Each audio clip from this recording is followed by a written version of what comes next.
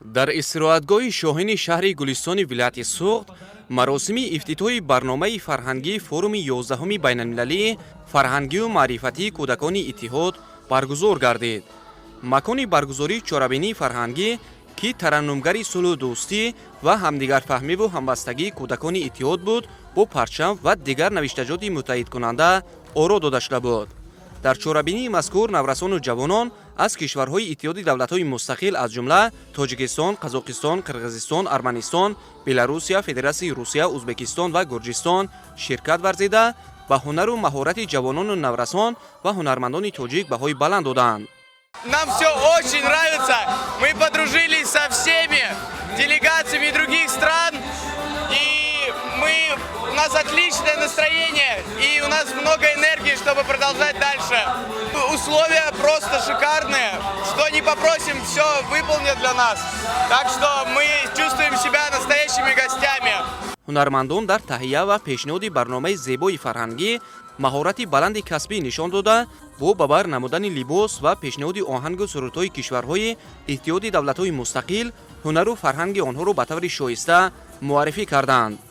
ҳайати иштирокчиёни форуми 11-уми байналмилалии фарҳангию маърифатии кӯдакони иттиҳод бо завқи баланд барномаи фарҳангии пешниҳодшударо тамошо намуда суруру шодмонӣ карданд.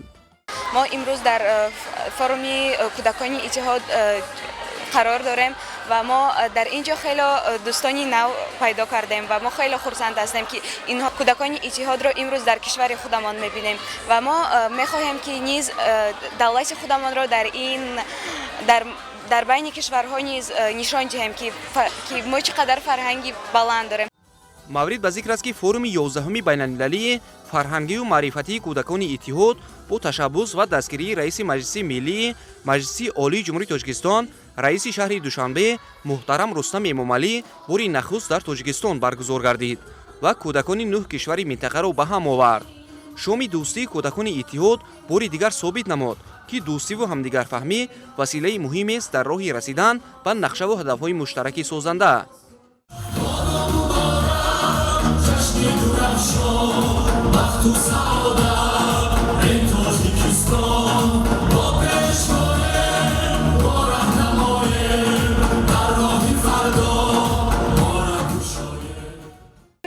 Мы делегация из Азербайджана, из города Баку. Мы получили приглашение на этот великолепный форум. Для нас это большая честь участвовать в этом форуме. Наши дети получают колоссальное удовольствие, находясь здесь. Массу впечатлений. Сегодня день открытия. Он был очень насыщенный. Было очень торжественное открытие. Сейчас вторая часть открытия. Будет зажжен огонь. Я надеюсь, что все последующие дни тоже будут такие же великолепные, как и сегодня. Огромное спасибо организаторам этого великолепного форума. Честно, мне очень понравилось то, как проведен этот форум. Все было на высшем уровне, то есть схожество Таджикистана, Азербайджана и так далее, гостеприимство таджикского народа. Это все на высшем уровне, и честно, человек чувствует себя просто как на родине. Поэтому спасибо огромное таджикскому народу за такой форум интересный. баъд аз анҷоми барномаи зебои фарҳангӣ бо ширкати ҳайати иштирокчиёни форуми 11-уми байналмилалии фарҳангию маърифатии кӯдакони иттиҳод гулхан афрӯхта шуд, ки он нишона аз муҳаббати гарм, дӯстии абадӣ ва фурӯзони роҳи дурахшони минбаъда буд. зимни суҳбат кулли иштирокчиёни форум аз пазироии самимӣ, фароҳам овардани шароити мусоид, пешниҳоди таому хӯришҳои хоси миллати тоҷик ва барномаҳои ҷолиб изҳори сипосу миннатдорӣ намуданд.